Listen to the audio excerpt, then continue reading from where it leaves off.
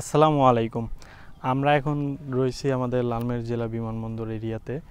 যেহেতু এইখানে লেখা আছে বিমান বাহিনী টেকনিক্যাল এলাকায় প্রবেশ নিষেধ, তো তারপর আমরা এখান থেকে একটু ঢুকে পড়ছি আর এখানে বর্তমানে অবস্থান করতেছি আপনাদেরকে জাস্ট ভিডিওতে একটু দেখার জন্য যে কত সুন্দর আমাদের লালমাই বিমানবন্দর এরিয়া।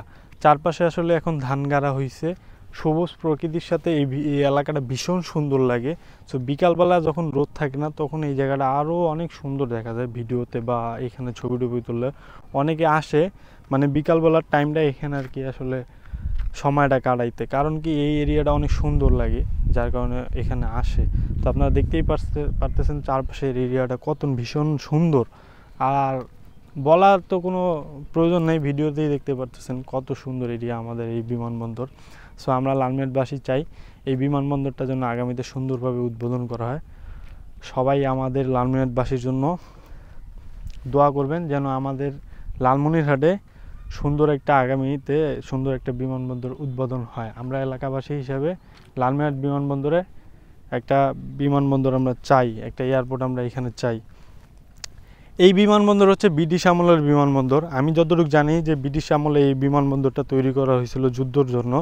আমি ডেইলি স্টার নিউজে যেটা আর কি একটু আমি নিউজে আর কি আমি যতটুকু দেখছিলাম বা শুনছিলাম জানছিলাম, আমার যতটুকু জ্ঞানে বা নলেজে আছে যে এই বিমানবন্দর ব্রিটিশরা এই বিমানবন্দর করে গেছিলো জাস্ট যুদ্ধর জন্য। ওই ব্রিটিশ আমল থেকে এশিয়ার বৃহত্তর বিমানবন্দর এটা, তাই তো মহিন?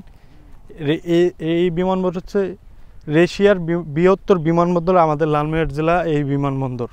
তো আমরা এই বিমানবন্দর নিয়ে কিছুদিন থেকে কথাবার্তা হচ্ছে যে এই বিমানবন্দর চালু করা হবে, জানি না হবে কিনা, তবে আমরা চাই এই লালমাই বিমানবন্দরটা যেন চালু হয়। লালমাই বিমানবন্দর চালু হওয়া মানে আমাদের লালমাই জেলা উন্নয়নমূলক কাজ হওয়া অনেক কিছু হবে। সো আমরা এলাকাবাসী হিসাবে চাই লালমনিরহাট বিমানবন্দরটা যেন খুব দ্রুত সময়ের ভিতরে চালু করা হয়। লালমনিরহাট বিমানবন্দরে এখন দুই একটা দেখা যায়, আপনারা দেখতেই পারতেছেন। এই যে দুই একটা বিমান এখানে আসে, এই যে বিমানের আমি এটা দিয়ে দিয়া দাগ দেওয়া, তো এখান দিয়ে হয়তো বিমান এদিক দিয়ে যাওয়া আসা করে, দেখতেই পারতেছেন চারপাশে।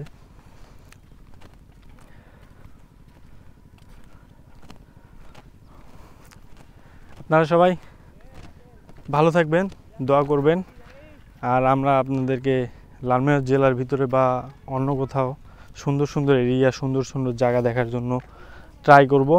দোয়া করবেন আর আমাদের ফেসবুক পেজটা ফলো দিয়ে পাশে থাকবেন। আসসালামু আলাইকুম, আল্লাহ হাফেজ, আমার জন্য দোয়া করবেন।